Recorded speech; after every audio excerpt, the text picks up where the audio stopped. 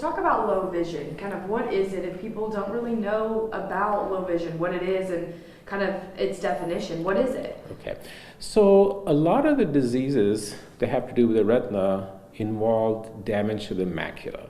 The macula gives us the very fine central vision, and diseases like dry macular degeneration, wet macular degeneration will sometimes result in a scotoma or a blind spot in the middle.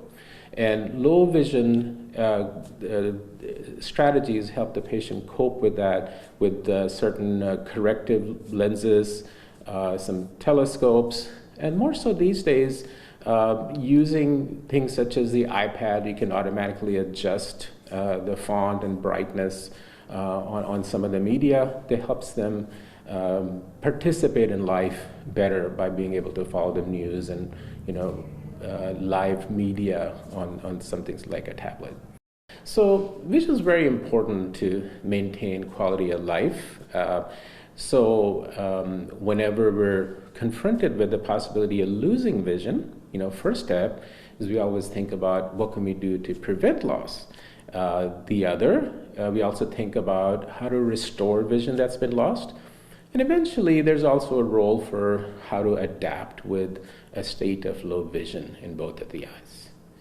Yeah, so with that, this month kind of highlights all of those topics? Yes, so it's very nice to focus on that, and we're very fortunate that we have a new crop of treatments that address loss of vision from several possibilities.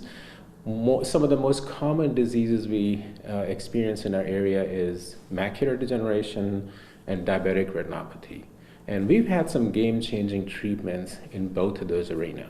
And we have a lot of patients with macular degeneration, and for the last 10 years plus, we've been treating wet macular degeneration very effectively in folks with excellent restoration or stabilization in vision. Well, now there's a new era of treating dry macular degeneration. Over 90% of the patients with macular degeneration have the dry kind. And until last year, we had very little to offer them. Now there are a couple of drugs approved by the FDA last year. They help slow down progression of dry macular degeneration. So we do have those available for our patients. And more so, we were intrigued that our patients needed access to the possible next generation of treatments in the eyes. So we've actually launched a clinical research trial program within our clinic that we also bring those cutting edge treatments to our patients that have a desire to use them. So we're happy to share that information with the patients as well. So first thing is just a very complete exam. We assess the retina, the macula, to see if there's any active process that can be addressed with any available therapies. We also look at any possible application of next generation therapies that can be applied as part of a clinical trial, and then conduct those treatments. So some of these therapies help slow down further loss of vision, and some therapies actually help restore some recovery of vision. And eventually, when we kind of reach a steady state, there's also a role of using magnifiers or other low vision devices to make the patient more functional. Yeah, and so then there's kind of that rehab part of it too. Talk about that as well. Okay. So most of the treatments involve, typically it's sometimes injection of medicine in the eye. And this is the quickest way to get the effective drug to where it needs to be. And that treats things such as wet macular degeneration, dry macular degeneration, diabetic retinopathy. They have been game-changing treatments available to us over the last decade, and we're really excited about even the next generation of treatments that require less frequent treatments and hopefully ability to extend the visual life of a person so they're a more productive and participating member of society. Yeah, and then there's that adapting part. How do you guys help with that as well? So once the vision has stabilized, then we work with our optometric colleagues in town who specialize in low vision who can provide magnification and other devices to make the folks more functional. So even something such as updating glasses helps somebody see better and make the most of the vision that's available to them. Yeah, and how often people coming in here do you see this low vision? I mean, I'm sure you guys see it a whole lot, but talk about those statistics. Okay. So Tyler is a retirement community, so people love the lifestyle here, but it's those vision loss associated conditions that happen at this age also. So we're well poised to help those folks with providing them the latest treatments available anywhere without having to travel out of town. Yeah. Okay. So it's something you guys see majority in your day is this low vision, whether it be all these different things that it might be causing. That's mostly what you guys deal with. Yes. So we see a whole spectrum of visual acuities, and our goal always is to catch something early in stage so that it doesn't result in low vision. We intercede and provide the treatment so that we don't wind up with low vision. So that's our number one goal.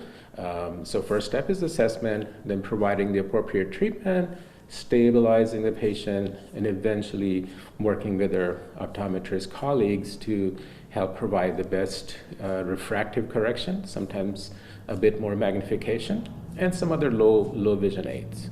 Yeah, and this month kind of highlights just this topic that people I feel like might not realize is such an occurrence in kind of that later in life thing. So why do you think it's so important to talk about this and kind of having a month where we talk about that this is something that goes on, as well as like the treatment options and how they've kind of evolved over the years?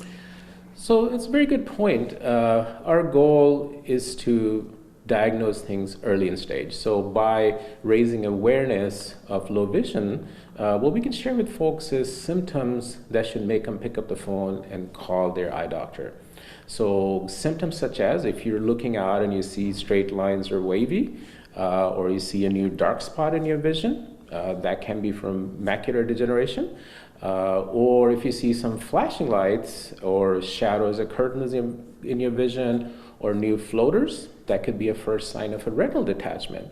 And both of these conditions can either wind up in recovery of vision or tragic loss of vision, and sometimes the difference is just at what stage you picked up the phone and called the doctor. We would love to see people at an earlier stage so we have fewer people that wind up as low vision individuals.